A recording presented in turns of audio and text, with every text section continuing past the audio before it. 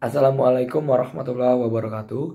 Halo semuanya, perkenalkan nama saya Eno Rizky dengan NIM C2401221052 dari kelompok 1 mata kuliah Biologi Perikanan dengan asisten praktikum Bang Supi Ulil Absor.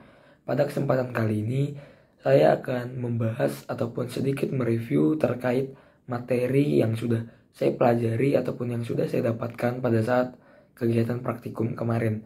Materi yang sudah saya dapatkan yaitu tentang fekonditas dan diameter telur. Secara umum, fekonditas adalah jumlah telur masak sebelum dikeluarkan pada saat ikan memijah. Sedangkan diameter telur merupakan garis tengah atau ukuran panjang dari suatu telur dengan mikrometer yang berskala yang sudah ditera. Lalu, fekonditas sendiri dibagi menjadi dua, yaitu fekonditas nisbi dan juga total. Fekonditas nisbi adalah jumlah telur per satuan berat atau panjang, sedangkan fekonditas total adalah fekonditas telur secara keseluruhan yang dihasilkan selama hidup, mulai dari produksi pertama kali sampai dengan terakhir. Lalu ada beberapa macam terkait pola pemijahan. Yang pertama yaitu total spawner, yang kedua yaitu adalah partial spawner.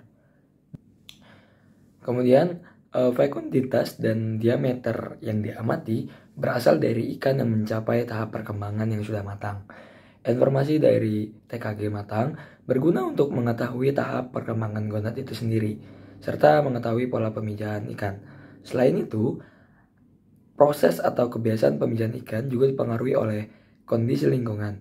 Sebagai contoh, ikan lemuju bermigrasi ke dekat pantai untuk mengadakan pemijahan karena salinitas yang rendah berpengaruh terhadap materitas gonad itu sendiri. Selain itu, pengaruh angin muson yang signifikan terhadap kebiasaan pemijahan. Fekonditas ikan perairan tawar jauh lebih rendah daripada fekonditas ikan laut atau ikan yang bermigrasi. Fekonditas individu bukan merupakan gambaran dari kapasitas reproduksi suatu populasi ikan, karena fekonditas suatu stok tidak hanya tergantung pada pola individu, tetapi juga waktu ikan matang gonad serta periode dan fekonditas pemijahan.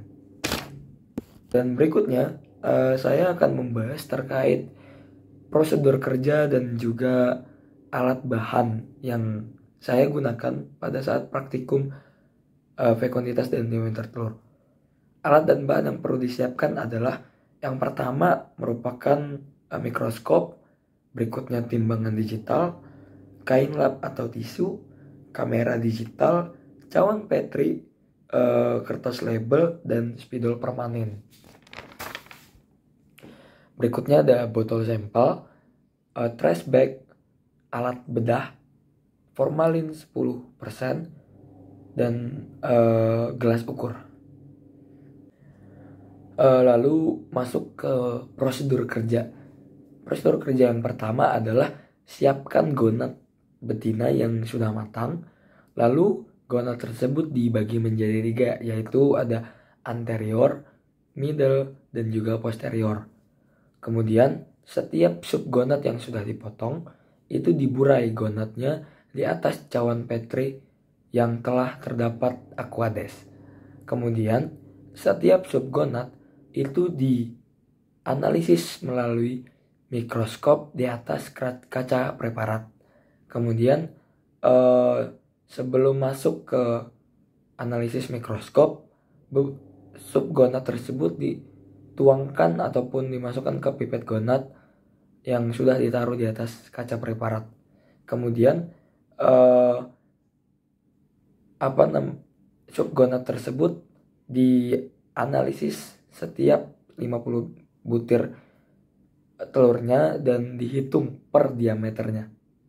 Lalu setiap subgonad tersebut akan menghasilkan yang namanya diameter telur yang berbeda-beda. Ada yang sudah saya analisis yaitu bagian posterior. Di bagian posterior sendiri itu angka ataupun diameter telurnya sangat beragam, mulai dari 20 dengan 20 hingga 40. Di situ bisa disimpulkan bahwa setiap butir telur di subgonat itu sendiri memiliki jumlah ataupun diameter telur yang sangat beragam dan juga berbeda. Kemudian yang terakhir terkait demikianlah pemaparan ataupun hasil pembahasan materi fekunditas dan diameter telur yang bisa saya sampaikan. Kurang lebihnya saya mohon maaf. Saya akhiri. Wassalamualaikum warahmatullahi wabarakatuh.